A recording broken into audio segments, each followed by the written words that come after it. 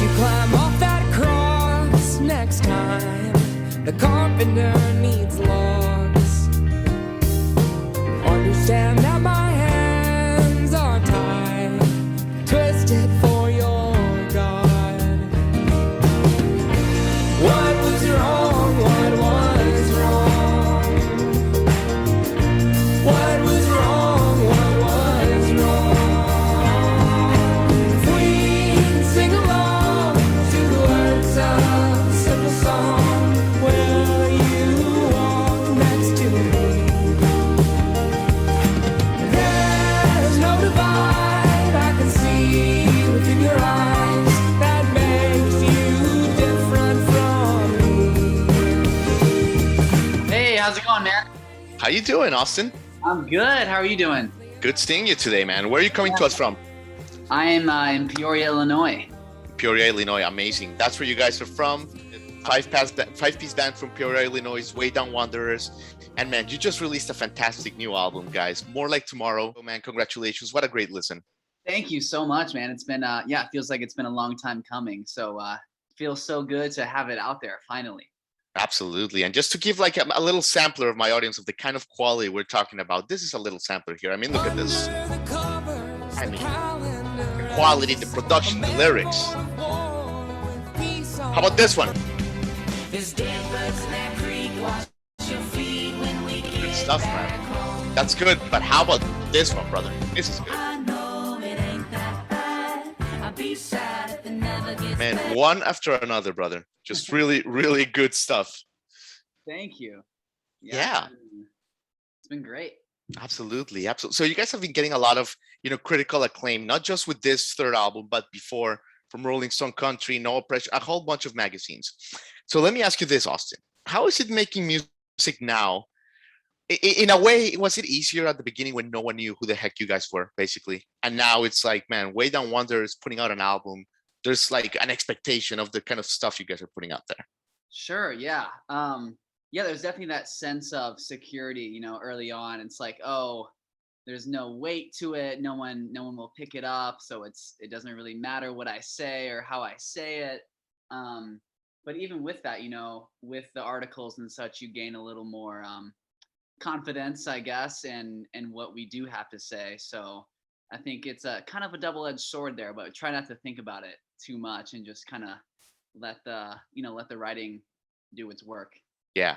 Like, don't let the pressure kind of get to you. I got you. Right. Yeah. I got you, Austin. And Austin, you've talked about this story a million times, but for my audience, you founded the band with Colin who's not here. So you guys, you're a little older than Colin, right? Or is he a little older than you? Yeah, I'm a little older than Colin. You're a little older. I was like 19. He was about 14. We were in a few different groups before this one. We went on our first few tours together. And then we started the Way Down Wanderers. How did you guys meet? Like in school? Was it through the arts? Not in school. We actually met like at a concert. My band that I was in and his band were playing like a show together. And he just kind of complimented my drumming. I was drumming in the band at the time. And, in a rock and roll band, right? Yes, yeah. And then I joined his like folk group as a percussionist. And then from there, man, we just kind of like found, our interests colliding and our styles. And I started writing more and playing guitar. And, here we are. You guys just became best friends. That's awesome. Yeah, man, it was pretty immediate. And and now we're brothers because around that same time I met Colin's sister. Right. And we married a few years back. So yeah, it's a family affair now. Exactly. So look, answer as little or as much as you feel comfortable with, but how was that like point? Like when you started, making a real deep relationship with Colin's sister and Colin seeing that and loving it, I'm sure realizing that you guys were true love. But how was that like little time in the period in the band's life there? Yeah, it was pretty, we were all pretty young, man. So it was fun. We were all friends. We would hang out all the time for sure. But I'm sure there were moments here and there where Colin was probably wished that there were two separate relationships. Yeah, but over the years, man, I think it's just made the group stronger, and sure. All of us have super supportive families, so and we're like a family in the band as well. So Yeah, exactly. Okay, so later on, you became a five-piece band. You added the two Johns and you added Travis.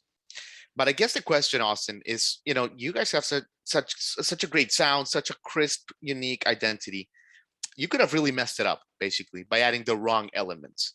How was that period of adding, these three new guys, making sure that the Way Down Wanderer's sound was unaffected and kept growing up? Yeah. So we added John and John pretty early on in the group, and they've been super instrumental in forming the band's sound as well. Yeah. They play bass and drums, so the rhythm section is a big part of a lot of these tunes, especially like the poppier songs. So Sure. there's definitely a risk there, as on the writing side of things. You don't want things to get too far away from the message you're trying to send, but we all come from different backgrounds musically, and I think we kind of have just found over the years a good balance, and we kind of know what each person brings to the table, and we try to expand upon that as much as we can. Totally, totally. I mean, and I'm happy you brought songwriting to the equation because like stuff like Love Is My Gospel, I mean, the whole album is just amazing, but what's your process like? I know you're like the head, right, one of the like two main like songwriters in the band. Are Sure. you are you like that room you're in right now, for example? Is that where you write? Yeah, I mean, sometimes this is my dining room, so I mean, typically for me, stuff happens the best when I'm just like completely alone, like no one could even hear me if they wanted to. Okay. If someone's like nearby, I kind of just like, it's almost like my flow is just like interrupted. I'm just like self-conscious or whatever. But I mean, for me, yeah, it's usually in a moment of you know, silence by myself, or when I'm like driving or just doing something. It can sometimes just be mindless, some lines or rhymes will pop into my head. Um, but then usually it's just me sitting down at the piano or with a guitar, and Interesting. I try to get as much down as I can before I kind of take it to Colin or the rest of the guys. And So, then from so there, so just it's like when the muse hits you, is what you're saying. Like you don't have like a discipline like Nashville style approach where it's like 9 to 5, treated like a 40-hour full-time job. Not yeah. like that. Yeah, no, and especially like, writing for this record in particular, I had like a kid in late 2019. Yeah. And so in 2020, everything shut down. And so I was just homebound with a newborn. So I really had to be pretty disciplined with my time, but it was no structure whatsoever. So I just had to really make the most of each moment that I did have to sit down and write. And otherwise it was just kind of subconscious and just try to do it all, you know, Yeah.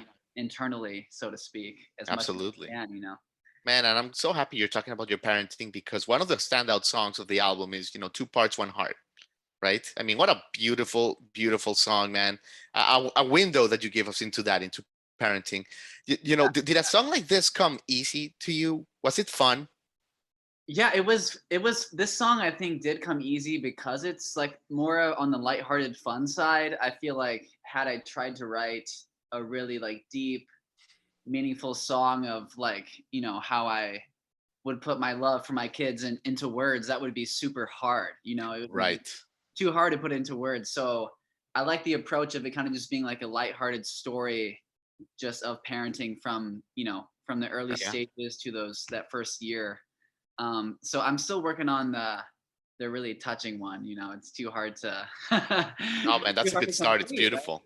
Oh, thank you. Yeah, yeah, man, absolutely. And it's funny. It's funny you're mentioning this because you guys as a band, as individuals, you've gone through through rough patches like everybody else before, and you've talked openly about it. Alcohol is that kind of stuff. But what's wonderful about this album and these lyrics, Austin, is it seems like you guys have turned darkness into light, like into like a skill. It's like you never shy away from the darkness of life and like the challenges, but you always find a way to turn it around. Sure. Just talk to us a little bit about that because it's such a beautiful like theme that the Way Down Wanderers has there. Yeah, man. Yeah, I mean, I think for Colin and myself, like the heavier subjects or topics are kind of just easier to write about, I guess. It's it's kind of hard to write just like a happy song sometimes. Yeah. You know, it's easier to touch on the things that really move you. Sure.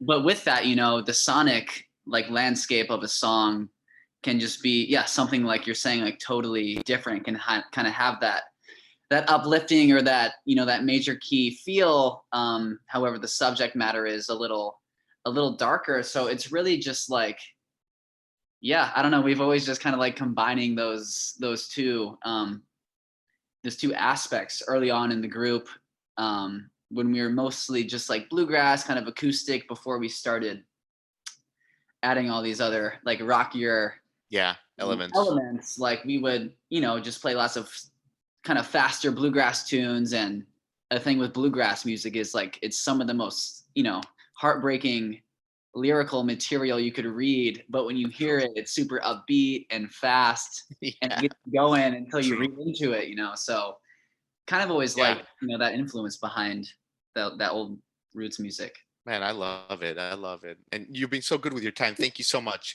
I have to ask you about your fans because, you know, all this, you know, you're an open heart, open emotions, like everything you've talked about. And that's part of the reason why your fans love you guys. The relationship that you guys have with them, man, it reminds you of like the early days of like Pearl Jam or Dave Matthews Band. You guys have a deep connection with your fans, man.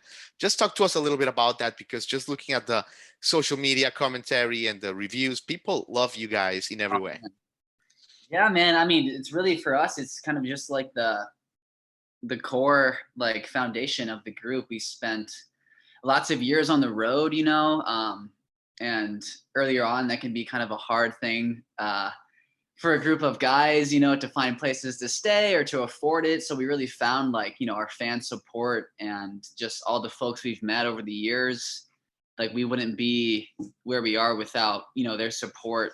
And it's so amazing just to hear, you know, what effect our music has had on people and how it brings us together in so many ways. It's pretty amazing, man. So we try to try to really like stay connected with it. And me as a music fan myself, you know, the connection and vulnerable artists putting out, you know, heartfelt material is what Yeah. kind of always inspires me as a listener. So I try to be that, you know, myself.